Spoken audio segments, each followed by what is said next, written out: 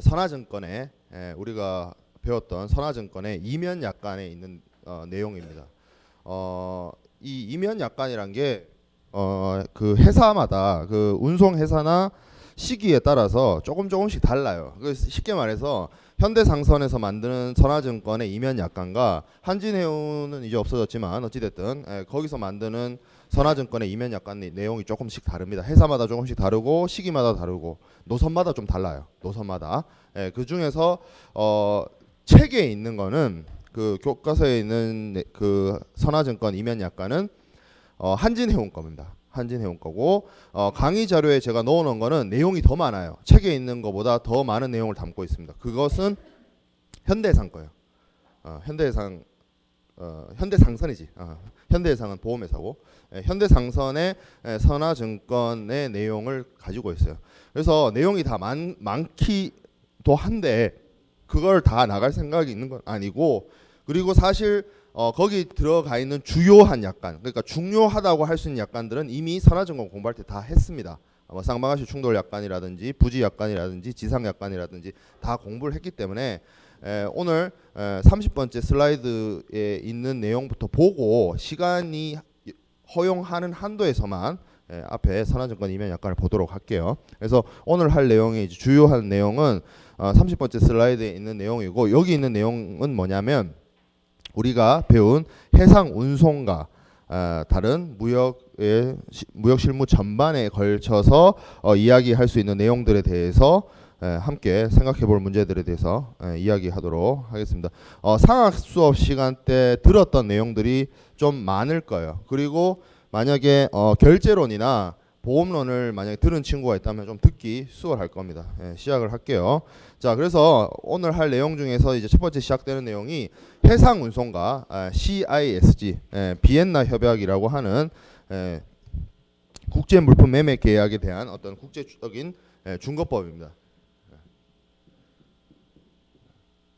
유엔이 주도가 돼서 국제 물품 매매 계약의 국제적인 법의 통일성을 기하기 위해서 만들어진 게 여기 있는 CISG라고 하는 거예요.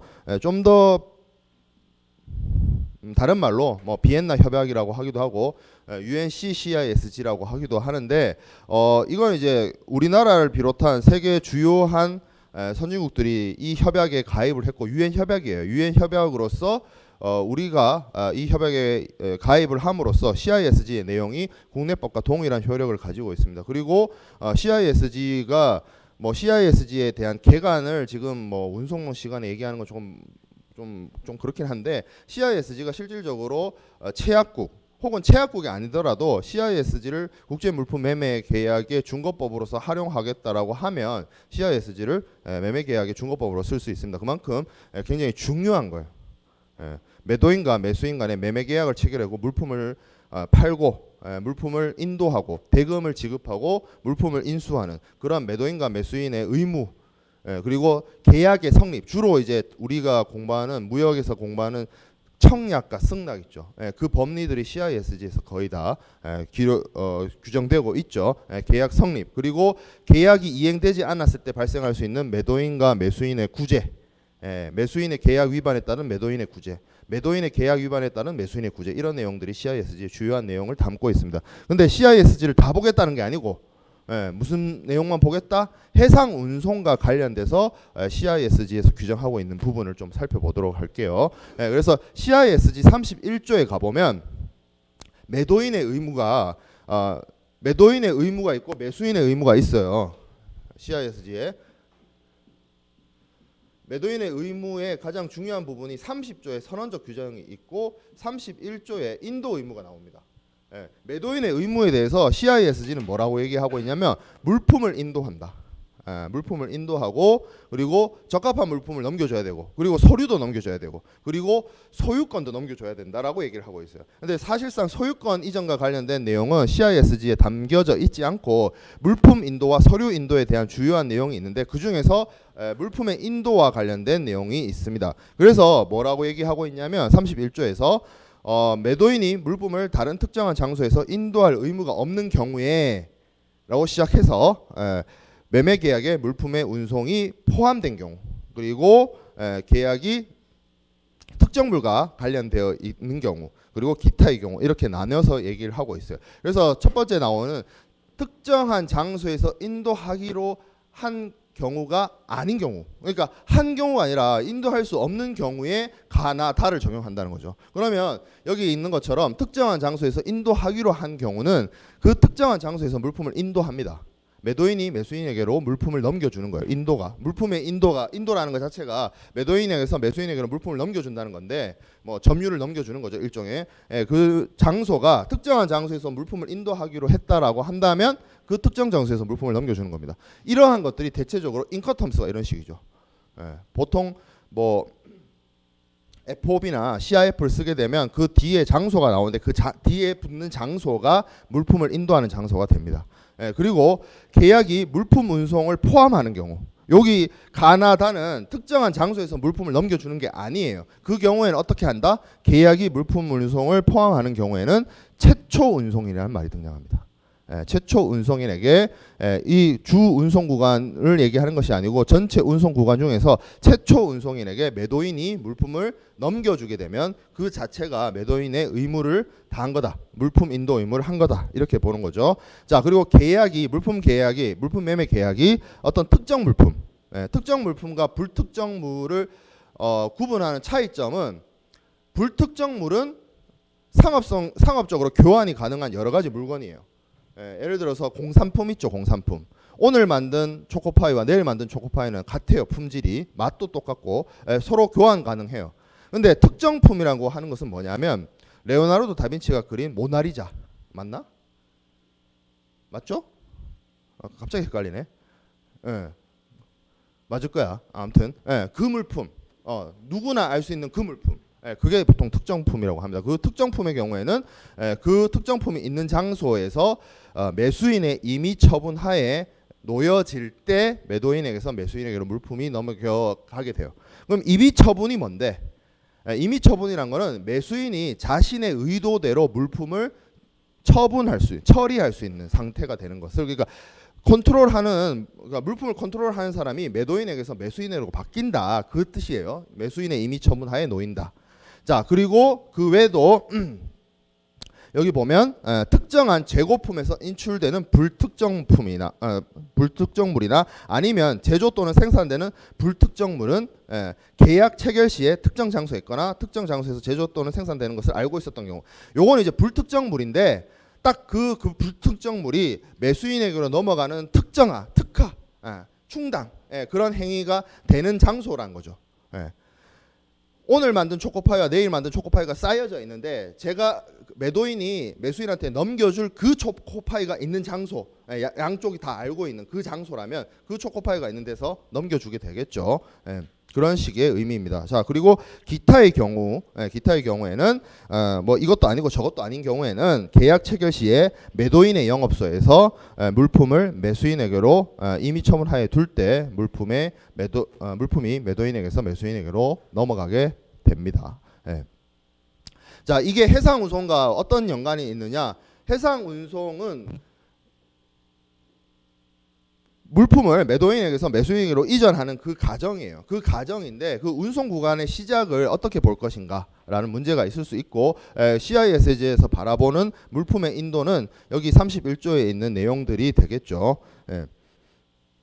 자, 그리고 32조에 물품의 인도 의무와 수반되는 매도인의 의무가 있습니다. 첫 번째로 등장하는 게 물품을 특정해야 된다. 뭐 다른 말로 충당해야 된다는 말이 있는데, 물품이 여러 개가 쌓여 있다고 한다면 매수인한테 넘겨주는 물품이 어떤 것이냐 딱 정해줘야 된다는 거지. 그게 돼야지만 물품을 매도인이 매수인에게로 넘겨주는 인도 의무를 이행했다라고 보는 거예요. 그래서 굉장히 중요하다. 물품을 특정해야 된다. 내가 매수인 너한테 넘겨주는 물건이 이거야. 이걸 내가 너한테 넘길 거야. 이렇게 확정시켜 줘야 된다는 거죠. 그리고 운송수배입니다. 운송수배. 해상운송과 관련이 있죠. 운송을 매도인이 주선해야 되는 경우에는 그 물품을 운송하기에 적합한 운송수단, 그리고 통상의 운송 조건으로 물품을 목적지까지 운반하는 운송계약을 체결해야 됩니다. 자, 그리고 운송과 함께 운송을 하게 되면 국제 해상 운송이나 이런 것들을 하게 되면 운송 도중에 발생할 수 있는 위험, 물품의 멸실 손상 이런 것들이 있을 수 있기 때문에 보험의 부보를 해야 돼요. 보험의 부보.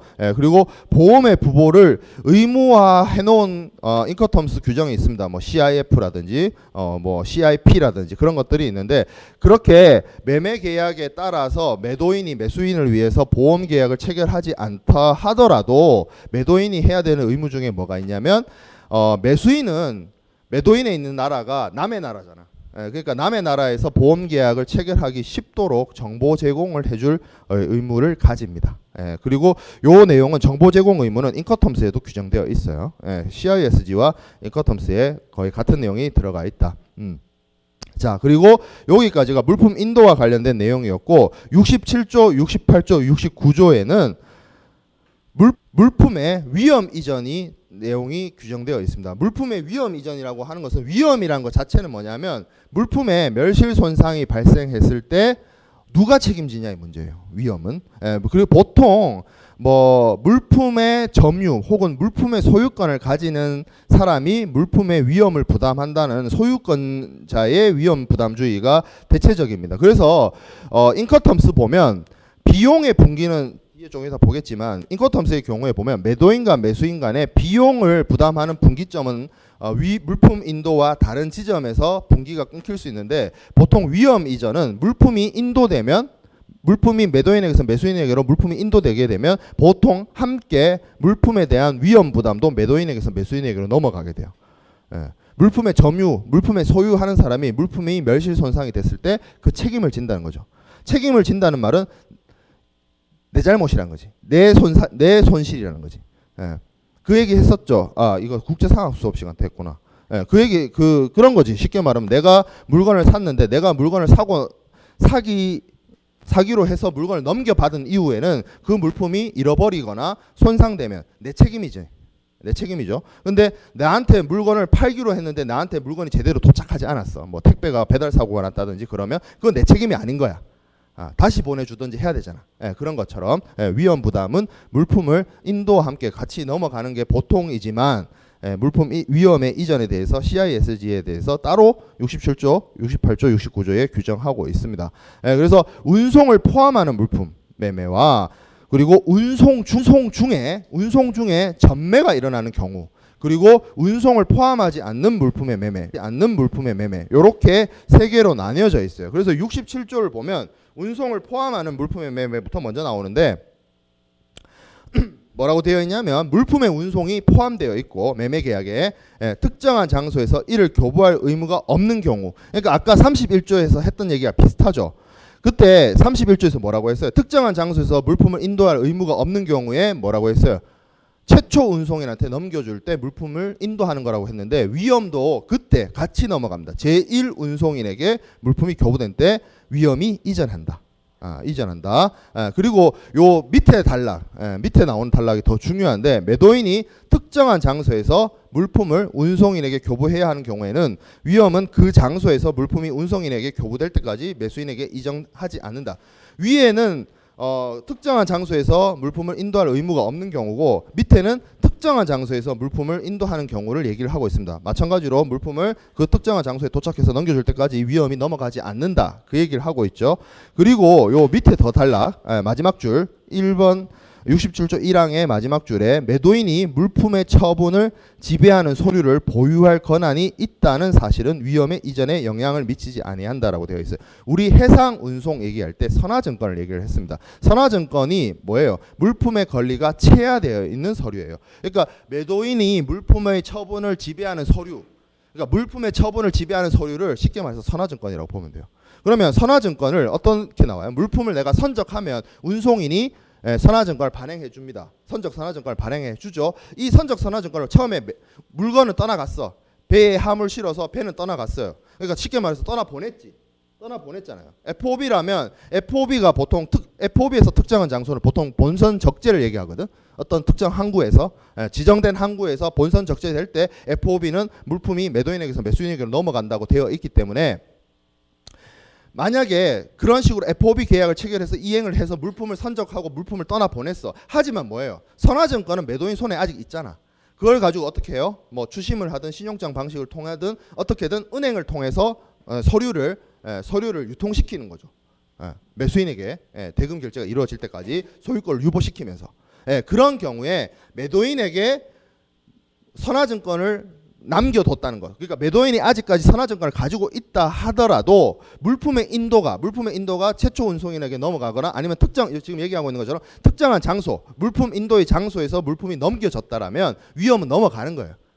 선화증권을 매도인 들고 있다 하더라도 그 얘기를 하고 있는 겁니다. 저 얘기는. 자, 그리고 67조 2항 1항에도 불구하고 위험은 물품이 하인, 선적서류, 매수인에 대한 통지 그 밖의 방법에 의해서 계약상 명확히 특정될 때까지 매수인에게 이전하지 아니한다. 특정이 뭐라고 했어요? 매도인이 매수인에게로 이 물품을 너에게 팔게, 이 물품이 내가 너에게 인도할게 라고 딱 명확하게 물품을 확정하는 거라고 보면 돼요. 보통 뭐 다른 말로 충당이라고 하는데 여기서 얘기하는 것은 특정이 되지 않으면 물품의 위험이 매도인에게서 매수인에게로 이전하지 않는다는 거죠. 중요하다. 그래서 특정하는 방법으로 CISG에서 뭐 하인이나 선적 서류나 통지 이런 것들로 특정을 한다라고 되어 있어요. 자, 그리고 운송 중 물품의 매매가 있습니다. 화물을 배에 실었어요. 배가 화물을 싣고 망망대해를 항해하고 있습니다. 그때 선적 서류가 물품의 권리가 체화되어 있는 선화증권이기 때문에 이 선화증권을 매매하는 방식으로 해서 운송 중에 물품의 매매가 일어날 수도 있습니다. 그 경우를 얘기를 하는 거죠. 그래서 그때 만약에 매도인이 있고 원래 매도인이 있고 매수인에게로 물품을 넘겼어요. 그래서 배가 가다가 이 중간에서 새로운 매수인이 또 등장한 거죠.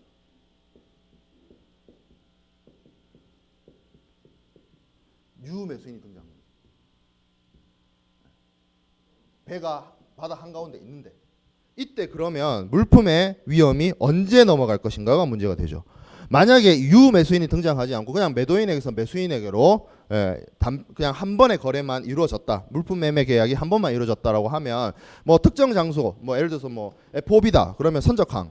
뭐 아니면 뭐 그런 걸 지정하지 않았으면 최초 운송인한테 넘겨줄 때 물품의 위험이 넘어간다는 거죠. 앞에서 봤던 내용처럼. 근데 지금 하고 있는 얘기는 뭐야? 새로운 유 매수인이 등장하면서 운송 중에 있는 물품이 또 팔렸어. 다른 사람한테. 그러면 위험은 이 첫 번째 매수인이 새로운 매도인이 되고 유 매수인이 진짜 매수인이 되는 거죠. 그러면 이 새로운 매도인과 새로운 매수인에게 물품의 위험은 언제 넘어갈 것인가에 문제가 있어요. 운송 중 전매가 일어나면. 운송 중 전매가 자주 일어납니까? 자주 일어나진 않는데 그런 경우에 많이 일어나요. 기름 같은 거. 유조선에 기름 싣고 가다가 뭐 중간에 팔리고 그래요. 선물. 뭐 보통 공산품 같은 건 그런 일이 잘 없지. 근데 뭐 철강성이라든지 곡물이라든지 뭐 원유라든지 그런 경우에는 가끔 있습니다. 뭐 수시로 거래되기도 해요. 그런 경우에 어떻게 위험의 이전을 넘길 것이냐. 기본적으로 원칙적으로 뭐라고 얘기하고 있냐면 운송 중에 매도된 물품의 위험에 대해서는 계약 체결 시. 그러니까 요 새로운 계약 있죠.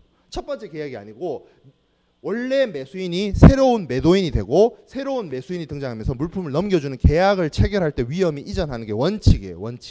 원칙인데 다만 이런 말이 있죠. 다만 특별한 사정이 있는 경우에는 위험은 운송계약을 표창하는 서류를 발행한 운송인에게 물품이 교부된 때부터 매수인이 부담한다라는 거죠. 그러면 여기 특별한 사정이 있는 경우는 뭐냐? 보통 실무적으로 어떤 경우를 얘기를 하고 있냐면 보험 계약을 체결할 때 그 소급 보험이라는 게 있습니다. 소급 보험. 만약에 이런 식으로 실제로 운송 중 전매가 일어났다고 치면 새로운 매수인이 만약에 물품을 이제 위험을 이전받게 되면 이 새로운 매수인은 보험 계약을 체결해야 될 겁니다. 목적지까지 도착할 때까지 사고가 발생해서 멸실 손상되면 책임을 보험금을 타야 되니까 보험 부보를 받아야 되니까 보험 계약을 체결하게 되는데 문제는 뭐냐면 이미 운송이 시작됐다는 점이죠. 운송은 이미 시작됐어. 선적항에서 떠났어. 근데 보험 계약은 들어야 돼. 그래서 보험 계약에서 무슨 얘기를 하고 있냐면 로스트 or not lost라고 해서 소급 보험을 들 수가 있습니다. 그러니까 이 운송이 이미 시작된 지점 요 사이에서 발생한 멸실에 대해서 멸실이 있었는지 혹은 없었는지 불문하고 전체에 대해서 보험 계약을 보금자가 들어주겠다라고 하는 것이 소급보험이에요. 그러면 쉽게 말해서 보험 계약은 새로운 매수인이 등장할 때 이때 보험 계약이 체결되겠죠.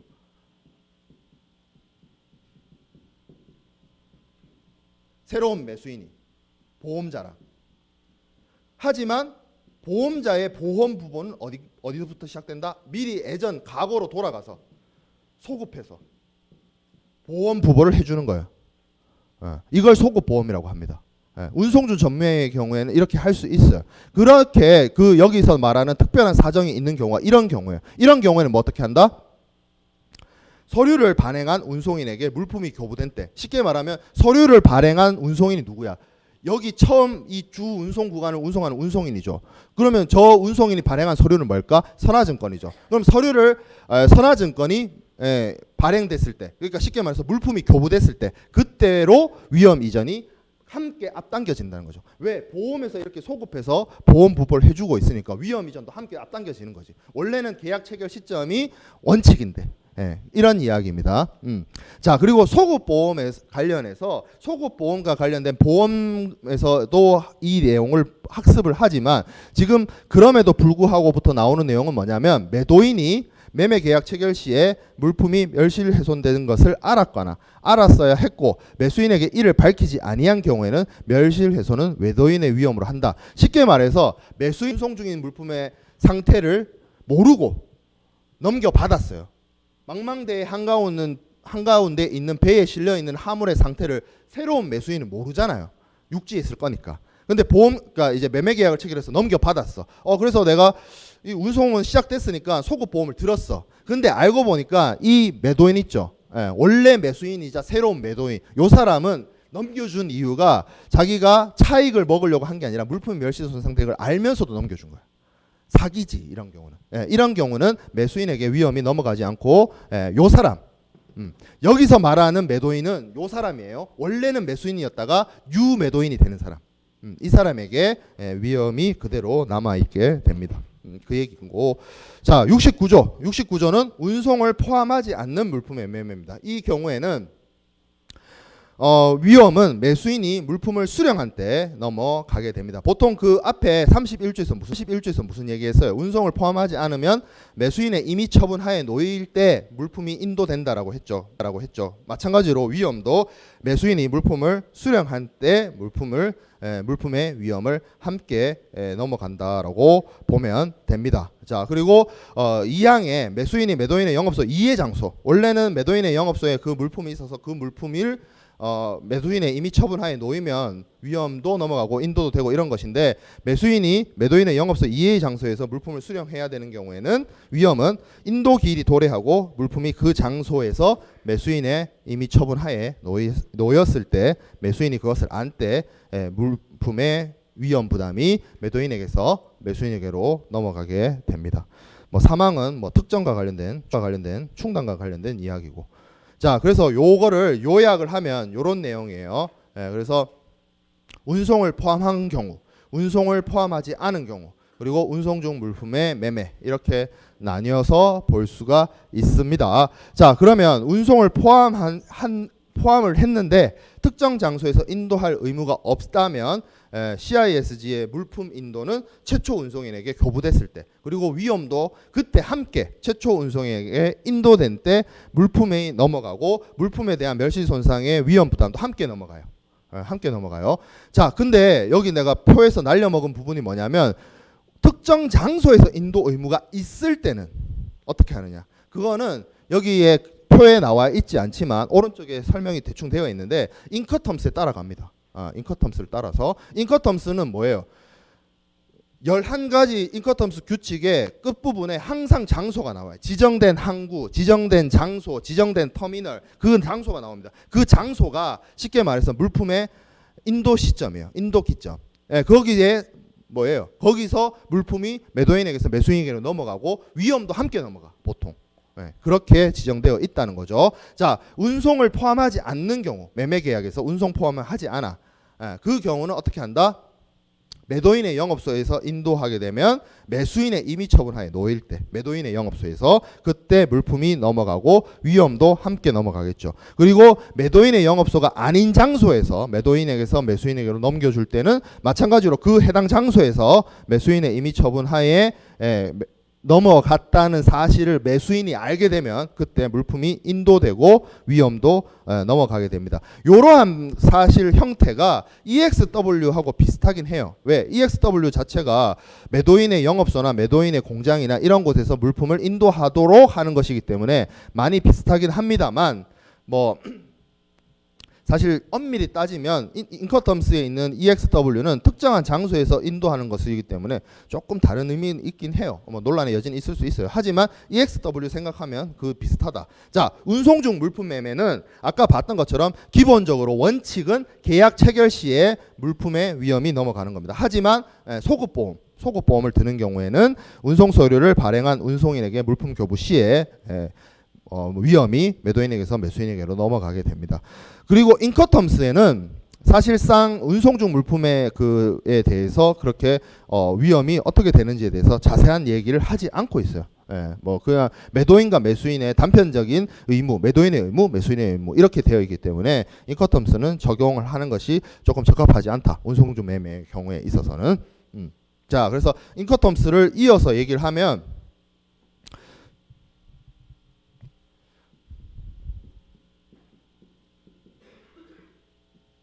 CISG와 인커텀스는 굉장히 무역계약에 있어서 매우 중요한 요소입니다. 이게 실질적으로 무역계약을 체결해서 무역계약을 이행을 하는 데 있어서 매도인의 의무, 매수인의 의무를 가장 자세하게 그리고 가장 구체적으로 규정해 놓고 있는 국제 법이자 국제 규칙이에요. 물론 이 두 국제 협약의 위치에 클래스의 차이는 있어요. CISG는 국가들이 모여서 유엔에서 모여서 유엔이 제정했고 유엔의 회원국들이 국제 협약으로서 비준한 겁니다. 우리나라도 국회 동의 절차를 거쳐서 국회 비준을 한 거예요. 2004년도에. 그래서 CISG는 사실상 우리나라 헌법에 의해서 외국 정부나 국제 기구와 맺은 국제 협약은 우리나라 법과 동일한 효력을 가진다고 되어 있거든. 그러니까 CISG는 법이야, 법. 쉽게 말해서 법이야 돼요.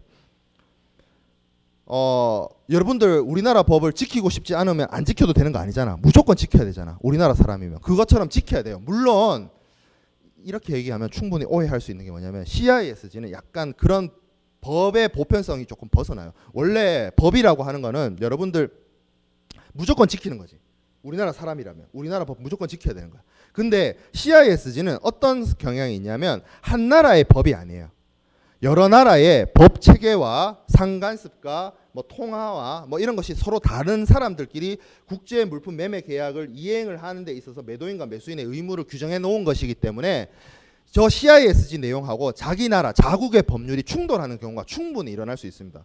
그걸 감안했기 때문에 유엔에서 제정할 때 여러 나라의 법 체계를 포용할 수 있게끔 구체적으로 세부적으로 규정을 하지 않고 굉장히 포괄적으로 법 내용이 되어 있어요. CISG 아까도 보면 되게 뭐 굉장히 추상적인 용어를 써가면서 구체적이지 않지만 해석을 해서 이해를 해야 될 만큼 되게 그냥 포괄적인 언어로 규정하고 있잖아. CISG 자체가. 왜 그러냐면 각 나라의 법률하고 충돌되면 안 되기 때문에. 그런 부분이 있어요. 그리고 실질적으로 각 나라의 법하고 CISG의 내용이 충돌되게 되면 어떻게 하고 있냐면 선택을 해서 CISG의 적용을 배제하도록 하고 있어요. 배제할 수 있도록 각 나라들이 선택해서. 그리고 그 CISG를 적용하는 매도인과 매수인 간에도 양 당사자가 합의를 하게 되면 CISG의 내용을 일부 혹은 전부를 적용 배제할 수 있습니다. 법이라고 하지만 사실상 지키고 싶지 않으면 안 지켜도 되는 그런 애들이야. CISG는. 그런 게 있어. 근데 법은 법이야. 그래서 이거 CISG 특징 얘기할 때 법의 어떤 보통적 적용 이런 거에서 조금 벗어난 얘기예요. 근데 인커텀스는 뭐냐면 애시당초 이게 법이 아니야. 뭐라고 얘기하냐면 국제 규칙입니다. 룰이야, 룰. 룰도 지켜야 되지 않나요? 하면 뭐 딱히 할 말은 없는데 법보다는 조금 완화되어 있죠. 예, 그래서 이거는 어떻게 보면 매도인과 매수인 간의 약속입니다. 매도인과 매수인이 물품을 넘겨주고 물품을 넘겨받고 돈을 주고 대금 지급을 하는 데 있어서 보통 어떻게 할 것인가를 개별적으로 세부적으로 따로따로 매번 정하면 곤란하니까 국제상업회의소인 ICC에서 뭐라고 얘기를 했냐면 너네들을 위해서 우리가 매도인과 매수인 간에 지켜야 될 의무에 대해서 플랫폼을 만들어 줄게. 템플릿을 만들어 줄게. 틀을 만들어 줄게 해서 만든 게 정형 거래 조건이에요. 그게 인커텀스야. 그렇기 때문에 매도인과 매수인 두 당사자가 약속을 해서 인커텀스를 지키기로 했다, 사용하기로 했다라면 적용이 되는 겁니다. 물론 매도인과 매수인 간에 적용하지 않겠다, 인커텀스를 쓰지 않겠다라고 하면 안 써도 돼요. 그런 상태야. 그래서 이거는 국제 입법 상태고 요거는 국제 규칙입니다. 그래서 국제 규칙이 매도인과 매수인 간의 거래에서 적용되기 위해서는 매매 계약서에 인커텀스 2010에 대한 준거 문헌이 필요하게 돼요. 그리고 CISG의 경우에는 적용 배제하지 않으면 자동으로 적용이 됩니다. 어떤 경우에 최약국에서 혹은 최약국의 사람이 물품의 매매 계약을 체결해서 국제 물품 매매 계약을 체결해서 매도인과 매수인이 매매 계약을 이행하게 되면 적용 배제하지 않으면 자동으로 적용되는 그 차이가 있습니다. 그래서 뭐 CISG의 위치와 인커텀스의 위치는 그러한 거고, 내용적으로 보면 CISG는 굉장히 내용 자체가 포괄적으로 규정되어 있고 인커텀스는 매도인과 매수인의 의무에 대해서 아주 세부적으로 규정되어 있어요. 그래서 위치로 보면 얘가 느낌적으로 얘가 법이라면 얘는 뭐 시행령 같은 느낌이 들어요.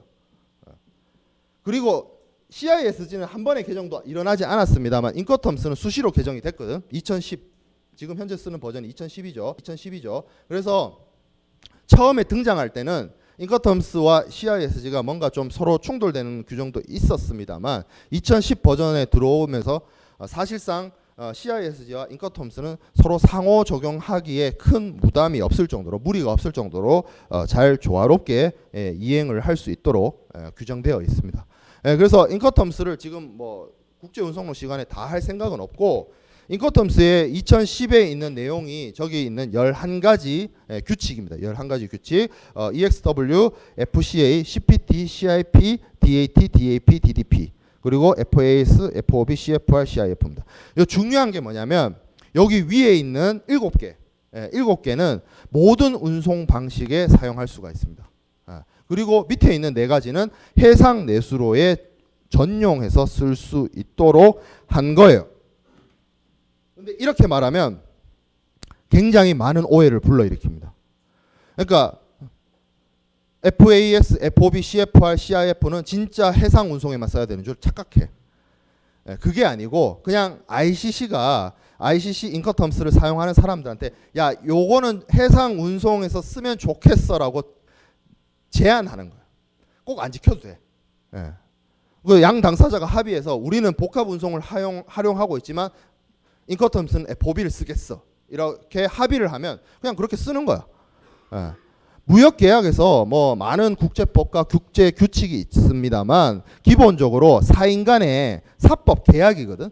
매도인과 매수인 간이든 아니면 뭐 매도인 간 운송인 간이든 아니면 매수인 간 은행 간이든 양 당사자가 합의하는 부분이 가장 중요해요. 그래서 양 당사자가 합의해서 예를 들어서 저기 있는 뭐 CIF를 쓰고 CIF는 보면 해상 내수로 운송 규칙이라고 분명히 되어 있는데 복합 운송이야.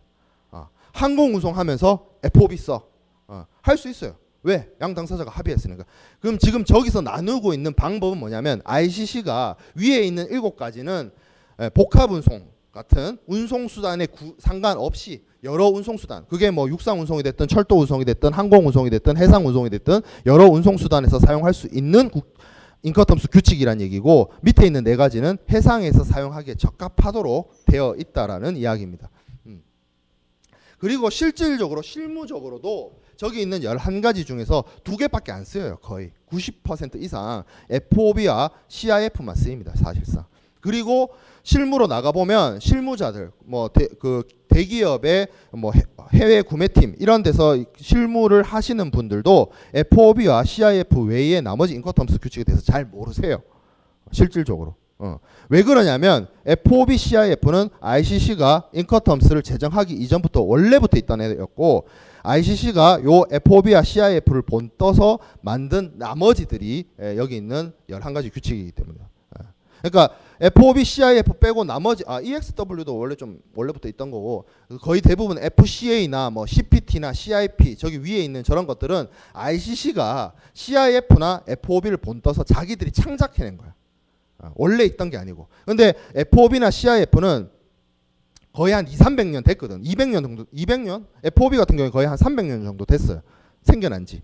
그렇기 때문에 실제로 실무에서는 오랜 기간 동안 써온 FOB, CIF를 많이 쓰고 있습니다. 운송수단에 상관없이. 그리고 이제 인커텀스의 내용을 보면 각 11가지 규칙마다 가이던스 노트가 있고 이렇게 매도인의 의무와 매수인의 의무를 규정해 놓고 있죠. 우리가 중요하게 봐야 될 부분은 사실 여기 A3와 B3예요.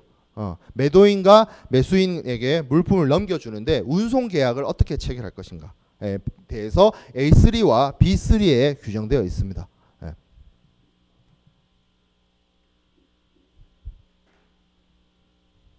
자, 그래서 EXW부터 DDP까지 이렇게 쭉 살펴보면 지금 이렇게 EXW부터 DDP까지 쭉 나열해 놓은 방식이 뭐냐면 인커텀스 2000의 나열 방식이야. 사실 2010 지금 여러분들이 상학 시간에 공부하게 되는 인커텀스 2010은 이런 식으로 나열되어 있지 않아요. 앞에 처음에 봤던 복합 운송에 적합한 운송수단, 그러니까 운송수단에 구애 없이 쓸 수 있는 운송수단 인커텀스 규칙과 해상 내수로에 적합한 국제 규칙, 인커텀스 규칙 이렇게 나뉘어 있는 게 2010의 나열 방식이고 이렇게 나뉘어진 거 EXW부터 DDP로 순서로 나뉘어져 있는 나열되어 있는 방식은 인커텀스 2000의 인커텀스 나열 방식이에요. 그래서 하나하나씩 좀 살펴보면 여기 인도 시점이 있습니다. 인도 시점. 요 인도 시점이 매도인에게서 매수인에게로 물품을 넘겨주는 때입니다. 넘겨주는 때고 운송과 관련해서는 아까 처음에 얘기한 것처럼 해상 내수로에서 쓸 수 있는 것들이 여기 보면 FAS, FOB, CFR, CIF죠. 그렇게 나뉘어져 있는데 이 표로 보면 좀 확 안 와닿죠. 좀 그림을 통해서 좀 살펴보도록 할게요. 자, FCA가 있고 FAS가 있습니다. 차이점은 뭐냐면 FCA는 프리캐리어예요. 프리캐리어. 그래서 최초 운송인에게 물론 매수인이 수배한 최초 운송인에게 매도인이 물품을 인도하게 되면 매도인의 인도 의무가 다하게 되는 인커텀스 규칙이 FCA입니다. 그럼 FAS는 뭐냐면 FAS는 프리 어롱사이드 십이에요. 본선 선측 난간에서 매도인에게서 매수인에게로 물품의 인도가 이루어지는 인커텀스 규칙이 FAS입니다. 그래서 선적지 인도 조건인 건 맞지만 FCA 경우에는 복합 운송 수단에 상관없이 사용될 수 있는 국제 규칙이고 FAS는 본선 선측 난간에서 인도하는 것이기 때문에 해상 내수로에서 사용하기에 적합하다라는 거죠.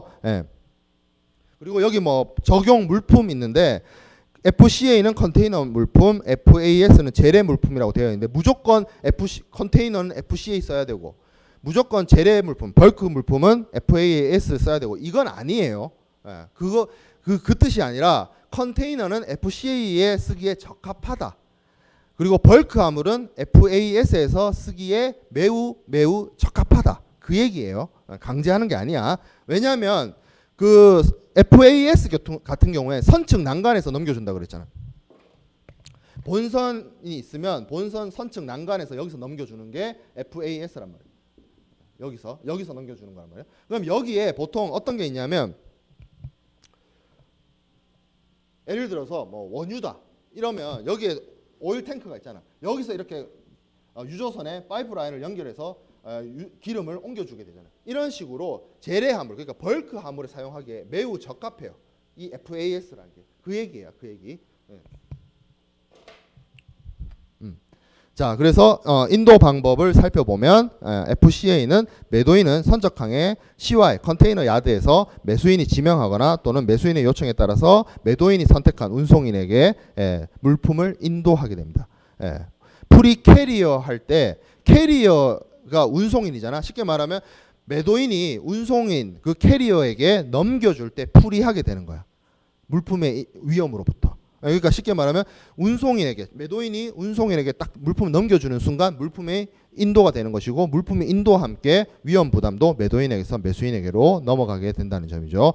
FAS는 매도인은 선적항에 도착한 운송 차량으로부터 물품을 양육한 후 부두 위 혹은 부선 위에 그 항구의 간접적인 방법으로 물품을 놓아두면 쉽게 말하면 여기 부두 그러니까 본선이 여기 정박해서 물품을 적재하기 위한 여기 부두 혹은 이런 경우가 있을 수 있어요. 항구에 따라서 부두에서 물품을 선적시켜 주는 것이 아니라 조그만 배가 와가지고 큰 배에다가 이렇게 실려주는 경우도 있거든. 뭐 만약에 그런 경우라면 여기 부선 위 혹은 부두 위 여기서 물품을 매도인에게서 매수인에게로 넘겨준다라는 거죠. 여기다 물건을 갖다 놓으면 그 얘기입니다. FAS는 그 방식으로 해서 매도인이 매수인에게로 물품의 위험을 넘겨주게 되는 겁니다. 자, 그리고 FCA가 있고 FOB가 있어요. FCA는 앞에서 얘기했던 것이고 FOB는 정말 많이 쓰이는 인커텀스 규칙이에요. 그래서 프리 온보드입니다. 프리 온보드. 그래서 물품이 매도인에게서 매수인에게로 넘어가는데 언제 넘어가느냐? 본선에 여기 나와 있던 것처럼 본선에 여기 선상에 물품을 온보드 시켰을 때, 그러니까 주 선박, 주 운송 수단인 본선에 물품을 완전히 선적했을 때 매도인에게서 매수인에게로 물품이 인도되고 그때 함께 위험이 이전하는 것이 FOB입니다. 가장 많이 쓰이는 인커텀스 규칙 중에 하나죠. 그래서 여기 보면 매도인은 선적항에서 매수인이 지명하거나 매수인의 요청에 따라서 자신이 선택한 본선의 선상에 그 항구의 간접적인 방법으로 물품을 놓아두게 됩니다. 근데 여기 중요한 게 매수인이 지정하거나 매수인의 요청에 따라 뭐 이런 표현이 등장하는데 FOB는 기본적으로 물품을 선적지에서 본선에 적재할 때 매도인에게서 매수인에게로 위험이 넘어가요. 그 위험이 함께 넘어가면서 비용 분기도 그 시점입니다. 그러니까 비용의 분기란 말은 물품이 매도인에게서 매수인에게로 넘어가게 되면 그 이후부터 발생하는 모든 비용은 매수인이 부담한다는 뜻이야. 쉽게 말해서 주 운송 구간의 운임 있죠. 해상 운송 운임을 매수인이 부담한다는 뜻이에요. 매수인이 운임을 부담하기 때문에 기본적으로 매수인이 운송 계약 체결을 하는 게 맞아요. 그 뜻이야.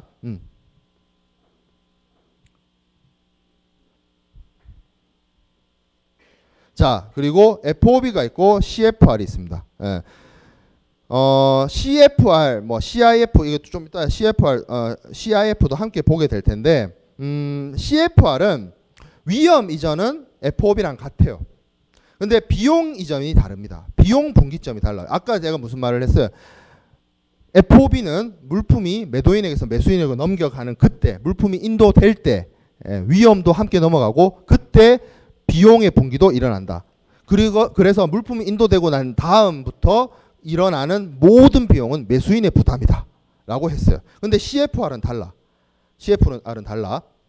어떻게 다르냐? 여기 보면 운임 있죠. 운임을 매도인이 부담해 줍니다. 물품이 본선에 선적이 되면 매도인에게서 매수인에게로 넘어가는 점은 FOB나 CFR이나 똑같아요. 그래서 쉽게 말해서 여기 나와 있는 것처럼 위험 이전, 물품의 인도와 위험 이전은 FOB나 CFR이 모두 다 같아요. 하지만 무슨 차이점이 있느냐? 주 운송 구간의 운임 저거를 누가 부담해 주냐? 매도인이 매수인을 위해서 부담을 해줘요. 그래서 원칙적으로 선적항의 본선의 선상에서 이전하지만 목적항까지 운임만 매도인이 추가로 부담하게 됩니다. 그래서 이런 경우 생각해 볼 수 있어요. 운임을 부담을 해주는데 여기 운송 구간에서 발생하는 모든 비용을 부담하느냐? 그건 또 아니야. 그러니까 쉽게 말해서 운임만 내주는 거야. 그래서 여기 위험 이전되는 시점 있죠. 선적항 본선에 선적되는 그 선적되는 시점 그 이후부터 발생하는 물품의 멸실 손상은 CFR이라 할지라도 매수인의 책임이야. 매수인이 위험 부담해. 하지만 비용 저 운임만 누가 내준다? 매도인이 내준다. 그게 CFR이에요.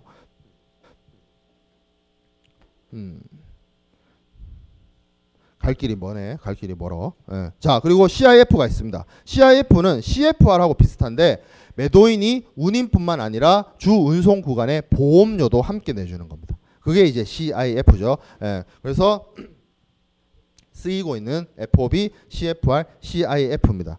요런 애들이 쉽게 말하면 해상 내수로에 쓰기에 적합하다고 되어 있는 거죠. 예.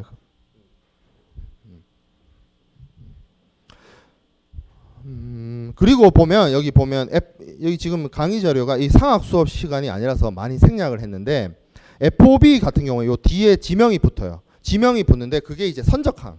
FOB 부산. 예를 들어서 여기 왼쪽에 있는 선적항은 부산이고 양육항은 LA라고 친다면 FOB의 경우에는 FOB 부산 해가지고 그 선적항에서 물품이 매도인에서 매수인으로 위험 이전 함께 물품의 인도도 함께 비용 분기도 거기서 넘어간다는 게 딱 정해져요. 근데 CFR이나 CIF의 경우에는 그 뒤에 오는 지명이 포트 오브 데스티네이션입니다. 그러니까 매도인이 운임과 보험료를 지급해주는 그 목적지를 여기 CFR이나 CIF 뒤에 쓰게 되어 있습니다. 그래서 쉽게 말하면 요 그림이라고 친다면 양육항이 LA다. 그러면 CFR, LA, 뭐 롱비치 뭐 이런 식으로 적히게 된다는 거죠. 네, 그런 차이점이 있어요.